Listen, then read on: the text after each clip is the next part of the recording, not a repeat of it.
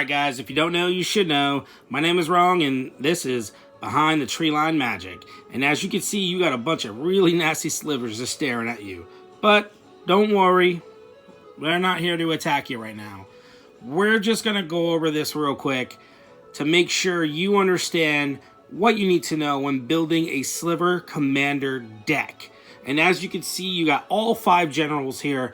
Each one of these are all legendary creatures. They all can be your general for your commander deck. The only other Sliver that really sees play, I believe, is the Sliver Hive Lord in Modern, and maybe a little bit of the Sliver Legion. But other than that, I'm not seeing any other of these Slivers being utilized in any other formats. So Commander is pretty much where they live. I believe there's about 126 Slivers out there. You could choose which one that suits your needs, and they all go with their respective generals if you play it right. Now, I currently own every Sliver in existence. Thank God. It took me a while to accumulate them all, but I got them.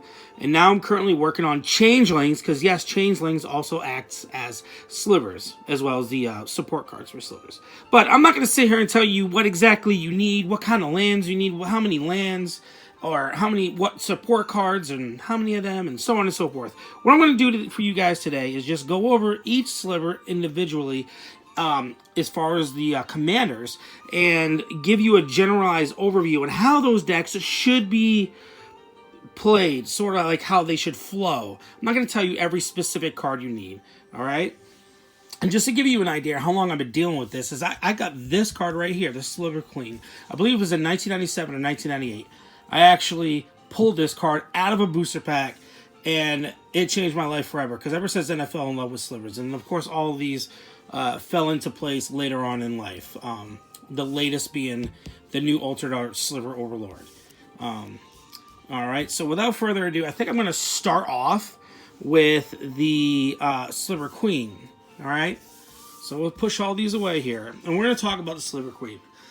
You can have any Sliver in your deck, in your 100-card deck. You can have any Sliver you want. This Queen's going to help out no matter what you do. Alright, there's only one support card that you need to really pay attention to, because the Sliver Queen acts as a combo piece. If believe it or not, she really does. Let's take a look at her. So she's a 5-drop, so she's one of every color for a 7/7 sub-in legend. That's how they used to describe legendary creatures back in the day. As you can see, it says Sliver Queen counts as a Sliver. They specifically had to state that because there was really no creature type back then. So, the ability is you could pay 2 colorless. Let's see if I can raise this up a bit, because I'm working with primitive equipment. You can pay 2 colorless and put a Sliver token into play. Treat this token as a 1/1 colorless creature. Now, believe it or not, the original tokens for this go for about, I believe, 10 to 15 bucks. Yeah, that's how rare they are. I remember seeing those old tokens too. I wish I held on to them. But the important thing to remember is 2 colors, so you don't have to tap it, so it's a very pumpable ability. Alright? So what are you going to use with this? You're going to use an enchantment called Mana Echoes. Mana Echoes is 2 colorless and 2 red for an enchantment, and it says whenever a creature comes into play, you may add 1 colorless mana to your mana pool for each creature you control that shares a creature type with it.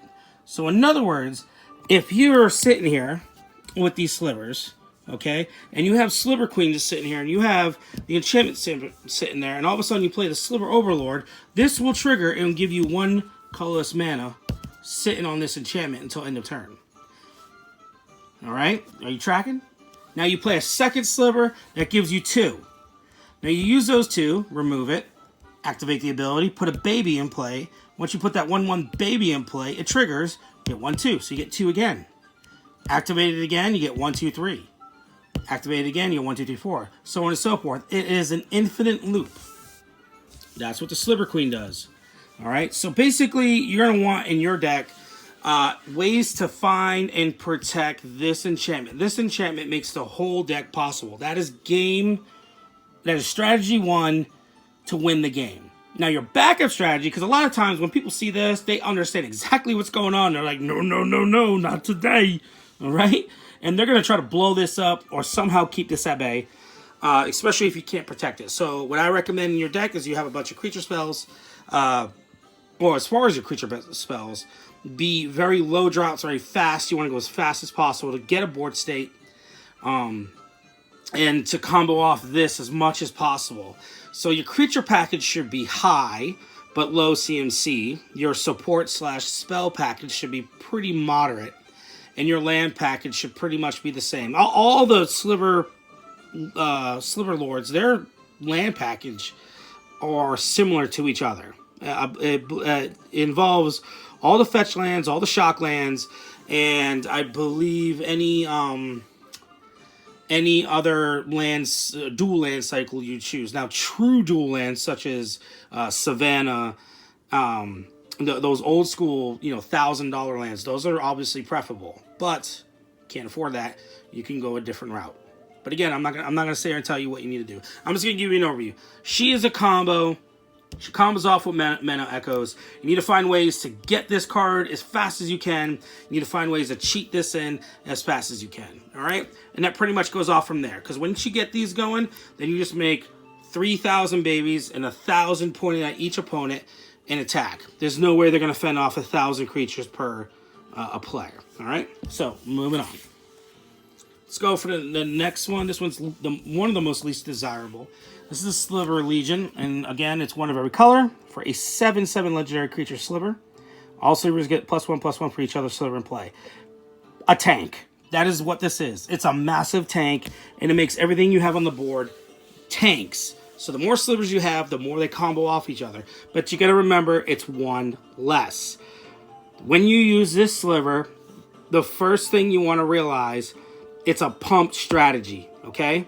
So you want to use any and all Slivers that pump. The +1/+1s, the +0/+1s, +2/+0s, all of those that you can get in there, squeeze in there, because that is the strategy of the Sliver Legion. It is the bigger we are, the more bigger we are. That's just the way it is.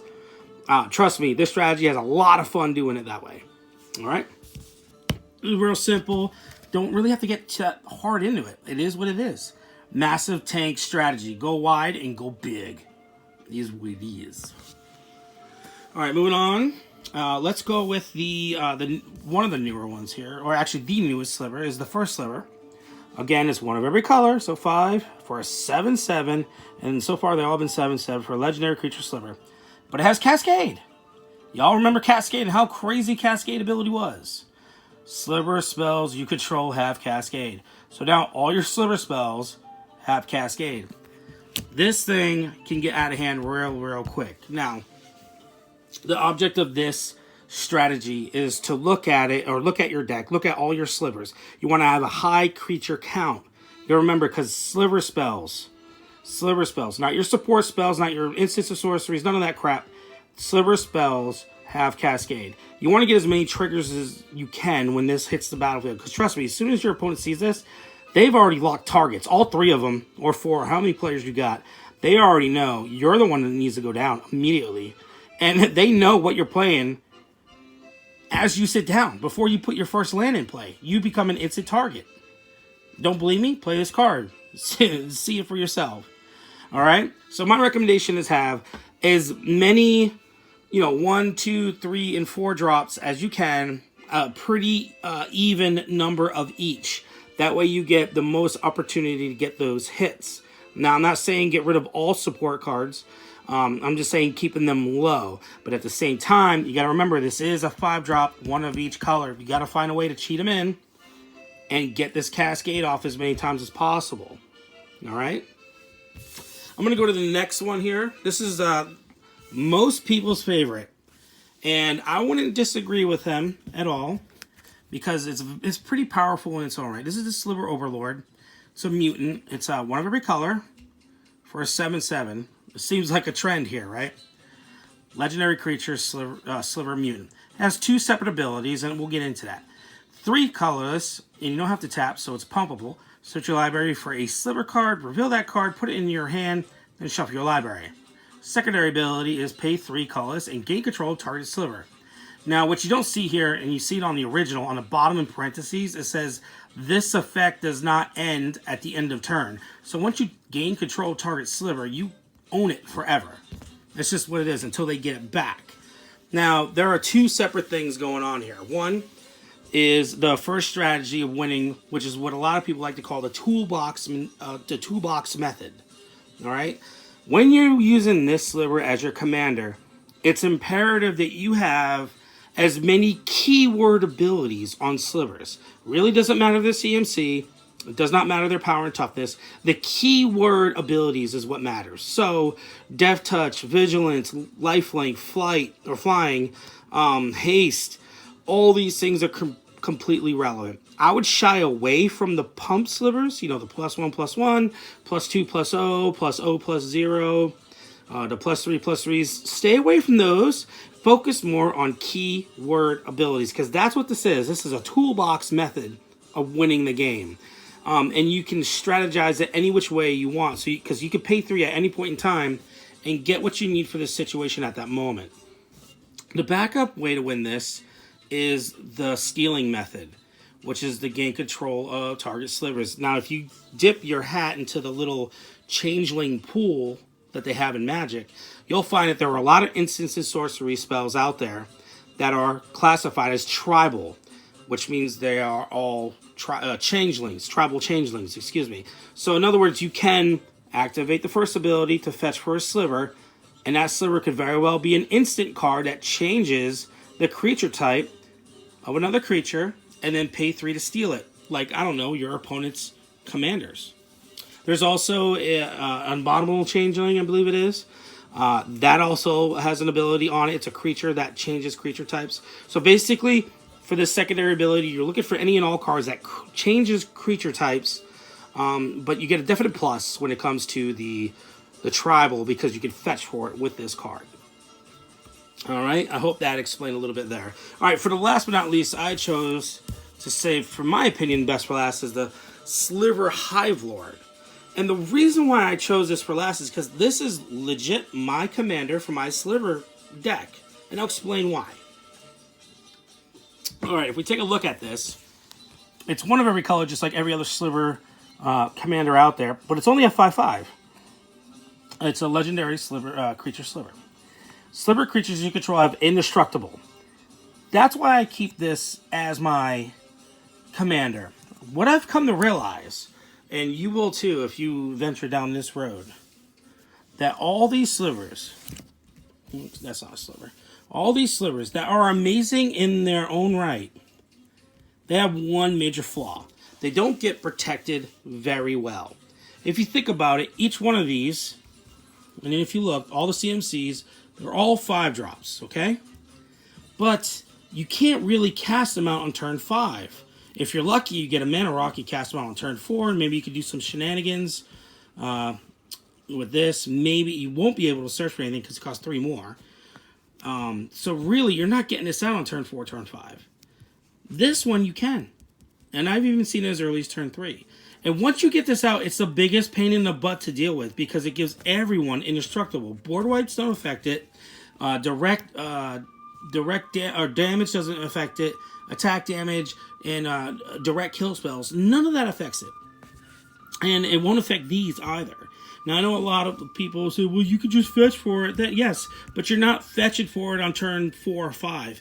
You're fetching for it on turn 6 or 7 at best. At best.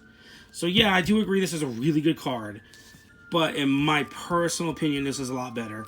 And the way you set this guy up is basically you take the best and brightest from any of these and you make what you want because this is a legit force field. It gives it that protection. All right, I really hope you liked what I had to say tonight. Leave some comments. Maybe I'm wrong. You know, maybe you have a different opinion. This is just my personal opinion. And again, I've been dealing with slivers since the late 90s. So I think I have a little, at least a small soapbox to stand on to address this. Because I've been following these guys for a long, long time. If you guys want a more detailed description of any of these, like I said, I have every sliver. I can construct any sliver deck out there.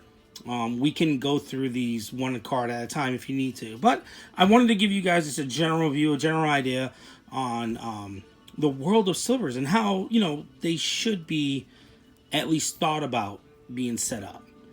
All right. If you like everything you heard, go ahead and subscribe or drop a comment. Let me know I messed up or I'm wrong, or let me know I'm absolutely correct. You know, just right over here somewhere, I believe, or down there. I don't know. I'm pretty new to YouTube. But thank you for your time. I appreciate you listening to me go on. And hopefully I see you guys again. See you next time.